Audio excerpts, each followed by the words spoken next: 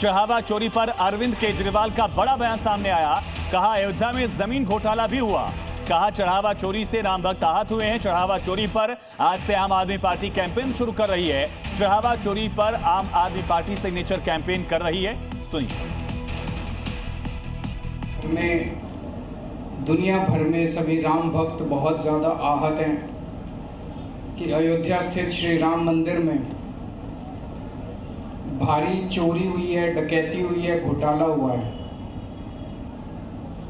जमीनों के अंदर घोटाले हुए। भगवान राम के मंदिर बनाने के लिए जो जमीनें ली गई, सस्ती जमीनें बहुत महंगे में ली गई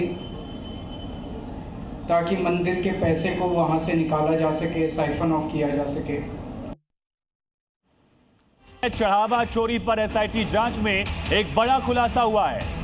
महज 40 दिन में 70 बार चोरी हुई और इसमें अविनाश शुक्ला ने 50 बार चोरी की। सीसीटीवी में अविनाश शुक्ला नजर आया है।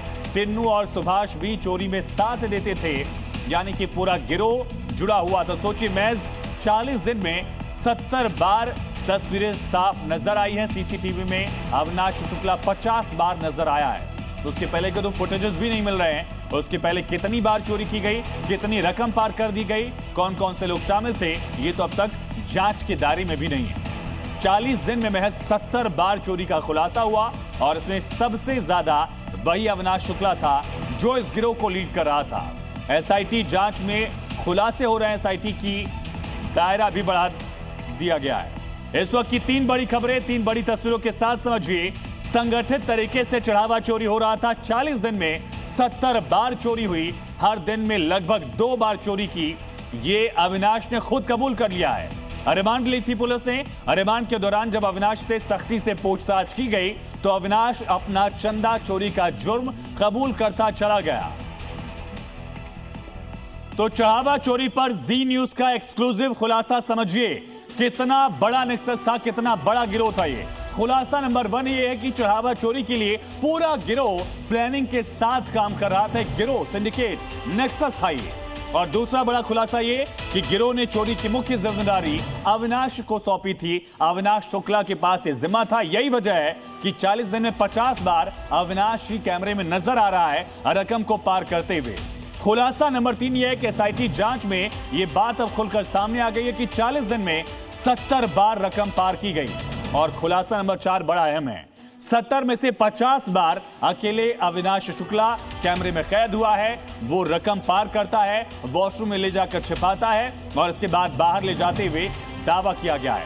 खुलासा नंबर 5 है कि बाकी सदस्य जो थे वो अविनाश को कवर देने के लिए खड़ा हो जा करते थे। अविनाश रकम चुराता था, कैमरा सबको पता था, कैमरा एंगल और अविनाश के बीच में बाकी सदस्य खड़े हो जाते थे लाइन से ताकि कैमरे में वो दिखे ना।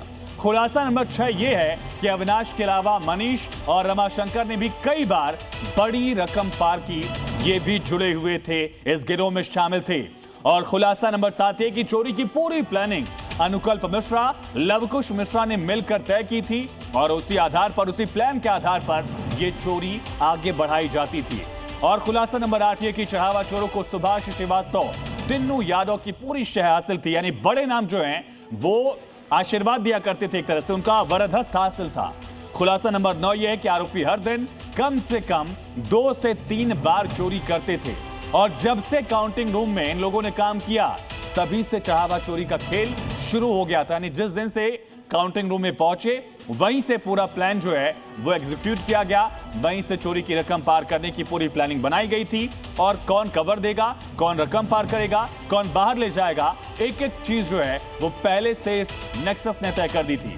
और ज्यादा जानकारी के साथ हमारे सहयोगी मयूर शुक्ला हमारे साथ लाइव कनेक्ट है। मयूर, खुलासा बड़ा है कि पूरा एक सिंडिकेट था। इस सिंडिकेट में किसका रोल क्या क्या था और आगे इस पूछताछ के आधार पर जो कबूलनामा है और धाराएं क्या जोड़ी जाएंगी?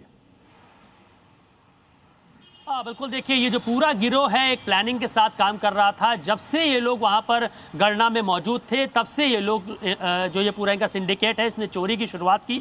अविनाश शुक्ला जो इनका सरगना है वो सेंटर में खड़ा होकर चोरी करता था, बाकी सब उसको पीछे से उसको छुपाने की कोशिश करते थे ताकि सीसीटीवी कैमरे में उसकी फोटो ना आए। 40 दिन में 70 बार रकम पार की गई, उसमें मैक्सिमम अविनाश शुक्ला 50 बार सीसीटीवी में देखा गया।